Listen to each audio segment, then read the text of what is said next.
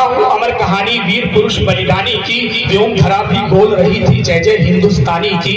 सुना रहा हूँ अमर कहानी वीर पुरुष बलिदानी की, व्योम धरा भी बोल रही थी जय जय हिंदुस्तानी की। जिसके पौरुष के आगे आंधी तूफान रुक जाते थे, जिसके पौरुष के आगे आंधी तूफान रुक जाते थे, जिसकी ताकत के आगे मुगलों के सिर झुक जाते थे। धर्म का रक्षक वीर पुरुष था, साहस का परिचायक था, जन जन का सेवक था, छावा भारत भूख का नायक था। जिनसे औरंगजेब डरा था वो सब वीर मराठे थे, जो अपने भुजदंडों के बल से दुश्मन को काटे थे।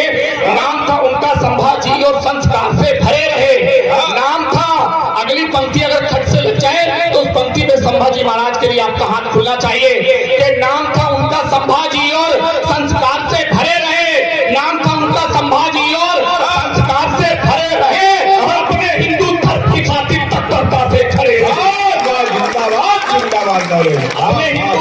अपने हिंदू धर्म की खातिर तत्परता से खड़े थे। 100 से ज्यादा युद्ध लड़े थे, कभी न रण में हारे थे। 100 से ज्यादा युद्ध लड़े थे, कभी न रण में हारे थे। मानव की क्या बात करें, वो शेर के जबड़े फाड़े थे। औरत को जब ज्ञात हुआ कि लड़कर जीत न पाऊंगा, तब वो सोचा घात लगाकर इनको मार गिराऊंगा। गानो जी सत्ता पाने की अभिलाषा में, छावा से गद्दारी कर बोला बैरी की भाषा में। औरत से मिलकर चुपके छावा का भेद बताया था, मक्कारी का जाल बिछाकर धोखे से पकड़ाया था। फिर जालिम औरंगजेब ने हदे क्रूर की पार किया, उंगली काटी खान उतारी ऐसे घातक वार किया। छोटी सी जब सुई चुभे तो कितनी पीड़ा होती है, छोटी सी जब सुई चुभे तो कितनी पीड़ा होती है। उन पर इतने जुल्म हुए कि सुनकर आंखें रोती हैं। ना खूनों को नोच के बदन के टुकड़े कर डाले, तब भी आह न निकली मुंह से ऐसे थे वे मत वाले।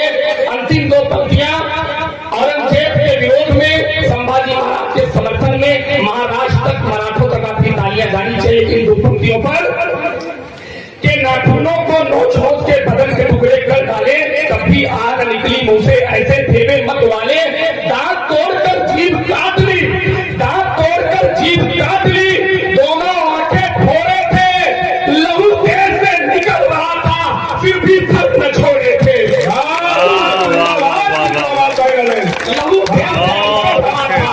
लहू देह से निकल रहा था, फिर भी धर्म न छोड़े थे। भुजा में ताकत आंख में शोले, हाथ खड़क व भाला था। भुजा में ताकत हाथ में शोले, हाथ खड़क व भाला था। घने अंधेरों से लड़ता था, ऐसा सुख उजाला था। छत्रपति महाराज शिवाजी जैसे संभा छावा थे, हर एक दुश्मन की खातिर वो ज्वालामुखी का लावा थे। अंतिम 4 पंक्तियां पढ़ के समापन कर रहा हूं और इस बार